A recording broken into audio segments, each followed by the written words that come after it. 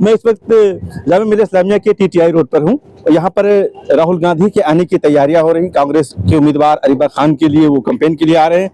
अरीबा खान के वालिद farmer MLA उखला Asif Ahmad Khan साहब मेरे साथ हैं। आसिफ भाई, मुझे बताइए कि तैयारियां किस तरह से आपकी तरफ से हो रही हैं? देखिए, ये सीट कांग्रेस पार्टी की तरफ से A+ कैटेगरी में डाली गई है। A+ category. A+ में होता है कि आप बराबर की लड़ाई लड़ रहे हैं और आप ऊपर नीचे हो सकते हैं, लेकिन A+ ये माना जाता है कि ये सीट हमने विन कर ली, है ना। उसमें पार्टी फिर रिस्क लेने को तैयार नहीं होती है, बल्कि ऑल इंडिया कांग्रेस कमेटी की तरफ से जो भी बेहतर से बेहतर फैसिलिटीज पार्टी मुहैया कराती है वो हमें कराने जा रही है। इसलिए राहुल जी का शायद ये पहला 2 प्रोग्राम 3 लगे लेकिन वो नहीं जा पाए, लेकिन ये शायद दिल्ली के अंदर पहला प्रोग्राम जामिया नगर का टीटीआई रोड ओखला गांव तिकोना पार्क के करीब फिक्स किया गया है। और कल शाम 28 तारीख को 6 बजे राहुल जी यहाँ पर तशरीफ ला रहे हैं और यहाँ इसलिए तमाम सिक्योरिटी पॉइंट ऑफ व्यू से हर काम किया जाएगा। खाली हमारी मर्जी यहाँ नहीं चलेगी जी।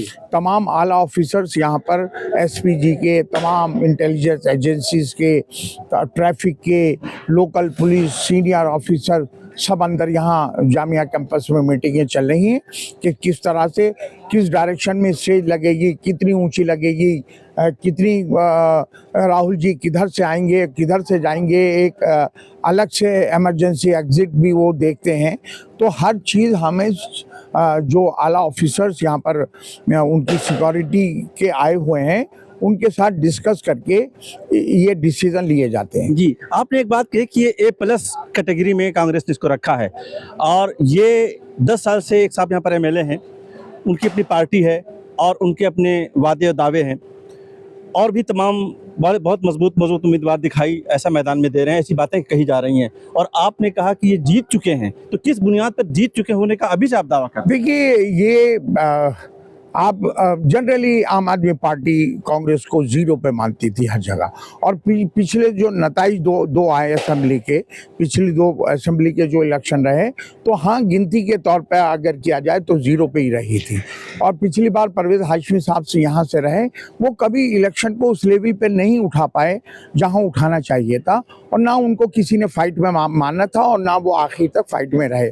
लेकिन अरीबा का जिस तरह से टिकट डिक्लेयर थोड़ा लेट हो गया, उसको हम कमी महसूस करते हैं, लेकिन अरीबा को टिकट डिक्लेयर होते ही 2-3 दिन के अंदर तमाम मीडिया ये कहने लगा कि ट्रायंगल फाइट हो गई। जो बुनियादी सवाल आपसे होता होगा मैदान में, अरीबा से होता होगा, आपके लोगों से होता होगा, उस क्या होता है, आवाम क्या चाह रही है और सबसे आपकी यूएसपी क्या है, किस बुनियाद पर आप वोट मांग रहे हैं आवाम से?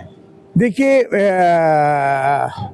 किसी को भी नुमाइंदा जब चुनती है पब्लिक, तो उसका जो एक बेसिक फंडा होता है, वो जो रोज़मर्रा की ज़िंदगी में उसकी परेशानियां होती हैं, जैसे सीवेज है, पीने का पानी है, सड़कें हैं, स्कूल है, डिस्पेंसरीज या हॉस्पिटल्स हैं, और बिजली के, जैसे आजकल ये इशू बिजली के मीटर का बहुत बड़ा मेजर इशू है।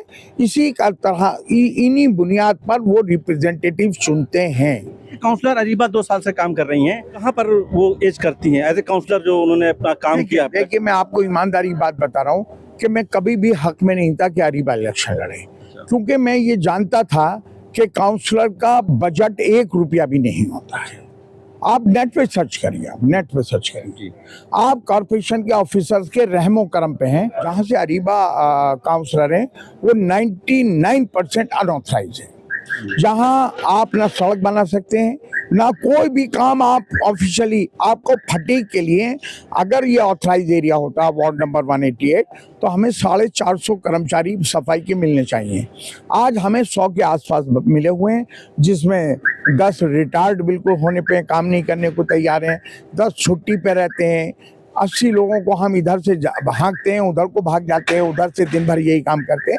लेकिन अरीबा ने जब इलेक्शन लड़ रही थी तो अरीबा को ये जानकारी थी, अरीबा ने कहा था कि मैं सैनिटेशन पे काम कोशिश करूंगी, सैनिटेशन पे मैं झूठा वायदा कोई नहीं करती। मैं इसलिए आप किसे हरा रहे हैं? आपका जो सामने जो अपोजिशन है कौन है? बीजेपी है, आम आदमी पार्टी है, शिफाउर रहमान है, कौन है? देखिए, जनरली जितने कैंडिडेट हैं वो सब, नहीं मैं आपको बात बता रहा हूँ, वो सब बीजेपी को हरा रहे हैं। उनका मकसद क्या है वो आपको डरा रहे हैं। वो ये कह रहे हैं अमानतुल्लाह को वोट मांगना चाहिए कि भाई मैंने ये सड़कें बनाई, मैंने आपको ये फैसिलिटीज दी, इस मुद्दे पे वोट। अमानतुल्लाह सिर्फ एक मुद्दा है कि मुझे वोट दे दो नहीं तो बीजेपी आ जाएगी, मुझे वोट दे दो नहीं तो एरिया की औरतें और ख्वातीन और लड़कियां वहाँ हिंदू एरिया में जाएंगी और वहाँ उनके साथ अजीब बर्ताव होगा। हम ये बात कुछ नहीं कह रहे, हम कह रहे हैं कि डरने की आपको कोई ज़रूरत नहीं है ना। हम किसी को हराने के लिए लड़ाई नहीं लड़ रहे, हम इस एरिया को बेहतर करने की लड़ाई लड़ रहे हैं। कौन जीतता है ये तो अब फैसला यहाँ का वोटर करेगा। जी बहुत बहुत शुक्रिया। ये थे आसिफ मोहम्मद खान साहब जो अरीबा खान के लिए बात कर रहे थे। अरीबा खान की भी बात की उन्होंने, अपनी भी बात की और पूरे अपोजिशन पर इन्होंने बात की और ये कहा कि यहाँ के लोगों को डरने की ज़रूरत नहीं है, 5 तारीख को आएँ और वोट करें। Thank you.